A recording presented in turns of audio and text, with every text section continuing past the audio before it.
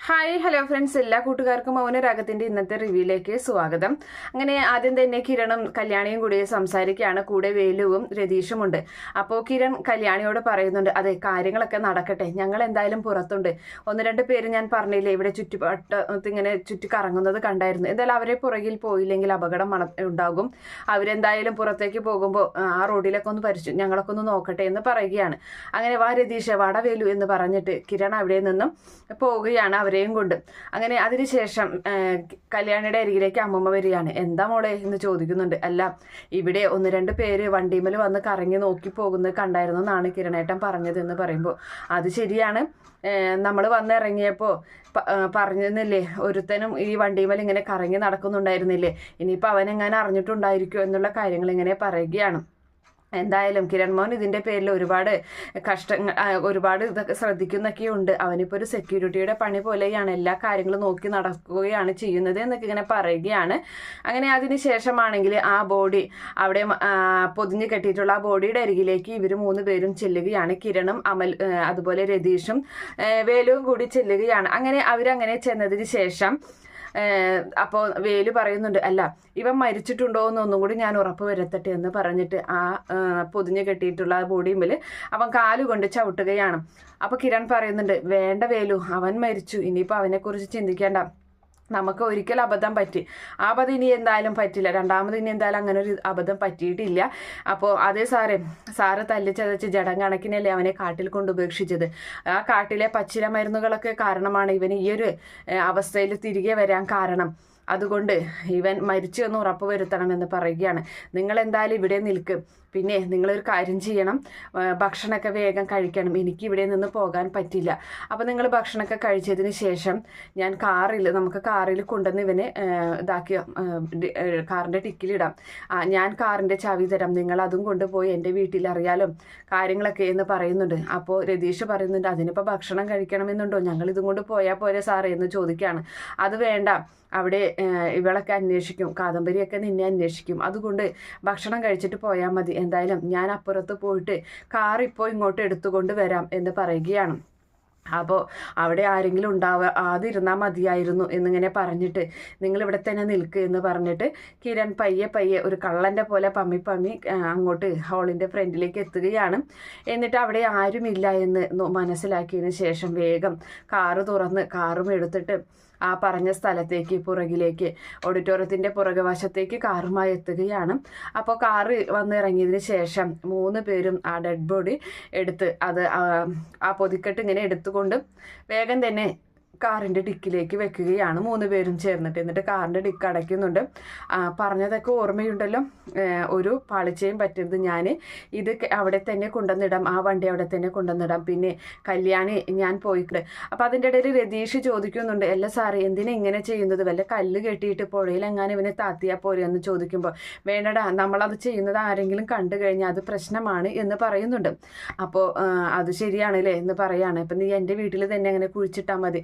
അപ്പോൾ കിരണ് ആ സമയത്താണെങ്കിൽ കിരൺ പറയുന്നുണ്ട്, അല്ല ഞാൻ ഇവനെ നല്ല രീതിയിൽ തല്ലിച്ചതച്ചെന്നുള്ളത് സത്യം തന്നെയാണ്, പക്ഷെ ഇവനെങ്ങനെ മരിച്ചു എന്ന് എനിക്ക് മനസ്സിലാകുന്നില്ല, ഇവനെ ഇനി വേറെ ആരെങ്കിലും തല്ലിയോ തലയ്ക്കടിച്ചോ എന്നിങ്ങനെ ചോദിക്കുന്നുണ്ട്. അപ്പോൾ രതീഷ് പറയണ, അങ്ങനെയൊന്നും ആരും ചെയ്തില്ലല്ലോ എന്ന് പറയാൻ. അപ്പോഴാണ് ആ ഒരു ഇരുമ്പ് വടി അവിടെ കിടക്കുന്നത് കാണുന്നത്. അങ്ങനെ അവിടെ ഓടിച്ചെല്ലുകയാണ് നമ്മുടെ കിരൺ. ഓടിച്ചെന്നിട്ട് ആ ഇരുമ്പ് വടി നോക്കുന്നുണ്ട്. അങ്ങനെ ഇതിവിടെ കിടക്കുന്നുണ്ടല്ലോ, ഇതാരാ ഇവിടെ കൊണ്ടിട്ടത്, എന്തായാലും നമ്മൾ തൊടാൻ നിൽക്കണ്ട, ഈ ഇരുമ്പ് വടി കൊണ്ടാണ് ഇവ മരണപ്പെട്ടതെങ്കിൽ അത് ശരിയാവില്ല എന്നൊക്കെ ഇങ്ങനെ കിരൺ പറയുകയും ചെയ്യുന്നുണ്ട്. അങ്ങനെ അതിന് ശേഷമാണ് ഈ പറയുന്ന രതീഷും വേലുവും കൂടിയിട്ട് ഈ ബോഡിയുമായിട്ട് കിരണിൻ്റെ വീട്ടിലോട്ട് പോകുന്നതും. കിരൺ ഫോൺ എടുത്തിട്ട് അവരെ വിളിക്കുന്നുണ്ട്, എടാ നിങ്ങൾ അവിടെ എത്തിയോ, ഗേറ്റൊക്കെ പൂട്ടിയിടണം, അകത്ത് കയറിയതിന് ശേഷം, പിന്നെ ചുറ്റുവട്ടം ആരുമില്ലെന്ന് ഉറപ്പാക്കിയതിന് ശേഷമായിരിക്കണം കേട്ടോ കാര്യങ്ങളൊക്കെ ചെയ്യേണ്ടത് എന്നുള്ള നിർദ്ദേശങ്ങളൊക്കെ കൊടുക്കുകയാണ്. അങ്ങനെ അതിന് ശേഷം അവിടേക്ക് കല്യാണി അവിടേക്ക് അപ്പോൾ വരികയാണ്. അപ്പോൾ കിരൺ പറയുന്നുണ്ട്, ശരിയടാ കാര്യങ്ങളൊക്കെ ശ്രദ്ധിച്ച് ചെയ്യണേ, കല്യാണി വരുന്നുണ്ട് എന്നും പറഞ്ഞ് ഫോൺ കട്ട് ചെയ്യുകയാണ്. അപ്പോൾ കല്യാണി വന്നിട്ട് പറയാണ്, എന്താ കിരണേട്ടാ ഇതൊക്കെ, ഒരു ചടങ്ങിലും പങ്കെടുക്കാതെ മാറി നിൽക്കാനുള്ള ഭക്ഷണം കഴിച്ചില്ലല്ലോ എന്നിങ്ങനെ ചോദിക്കുന്നുണ്ട്. ഞാൻ കഴിച്ചോളം കല്യാണി, ഞാൻ ഭക്ഷണം കഴിക്കുന്നതല്ലല്ലോ അതല്ലല്ലോ പ്രധാനം, ഇവിടെ കാര്യങ്ങളൊക്കെ ഭംഗിയാവണ്ടേ എന്ന് പറയുന്നുണ്ട്. അപ്പോൾ എന്താണ് ഇപ്പോൾ കല്യാണത്തിലൊന്നും പങ്കെടുക്കാതെ ഇങ്ങനെ മാറി നിൽക്കണ പോലെയൊക്കെയാണ് എനിക്ക് തോന്നുന്നത് എന്ന് പറയുമ്പോൾ അങ്ങനെ പറയരുത് കല്യാണി.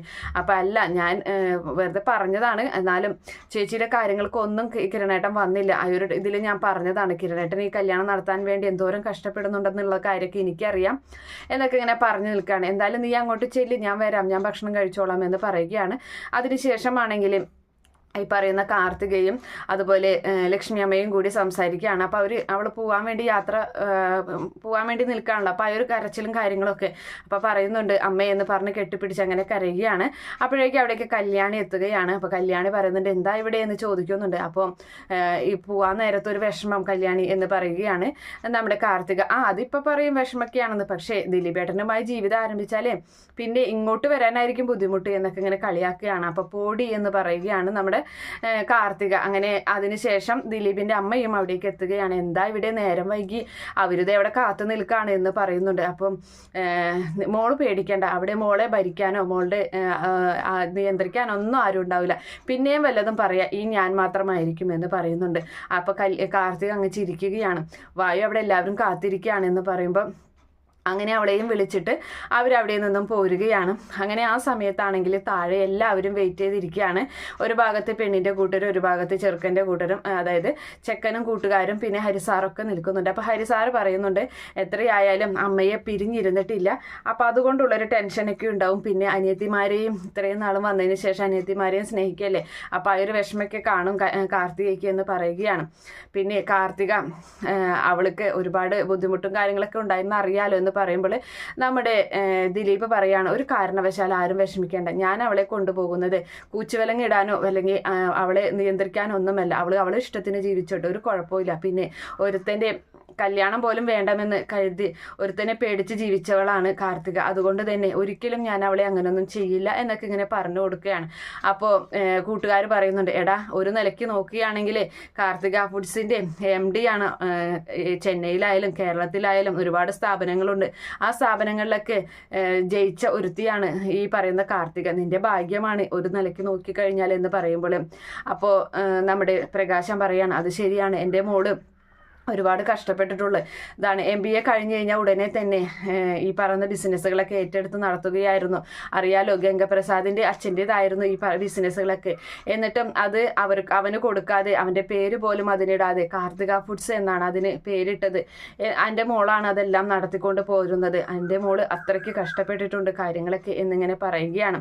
അങ്ങനെ ആ സമയം തന്നെ അവിടേക്ക് കാർത്തികയും കല്യാണിയും അതുപോലെ ദിലീപിൻ്റെ അമ്മയും ലക്ഷ്മി അമ്മയും കൂടി വരികയാണ്. ദേ വന്നല്ലോ എന്ന് പറയുകയാണ്. അങ്ങനെ വേഗം തന്നെ വന്നിട്ട് കാർത്തിക വേഗം തൻ്റെ അമ്മൂമ്മയുടെ അരികിലേക്ക് വരുന്നുണ്ട്. അമ്മൂമ്മയെ കെട്ടിപ്പിടിച്ച് മുത്തം കൊടുക്കുകയും അതിനുശേഷം പ്രകാശിൻ്റെ അരികിലേക്ക് പ്രകാശനും കൈവച്ച് അനുഗ്രഹിക്കുകയും ചെയ്യുകയാണ്. പിന്നീട് നമ്മുടെ കാദംബരിയെ കെട്ടിപ്പിടിക്കുന്നുണ്ട്, അതുപോലെ അമലുവിനെ കെട്ടിപ്പിടിക്കുകയാണ്.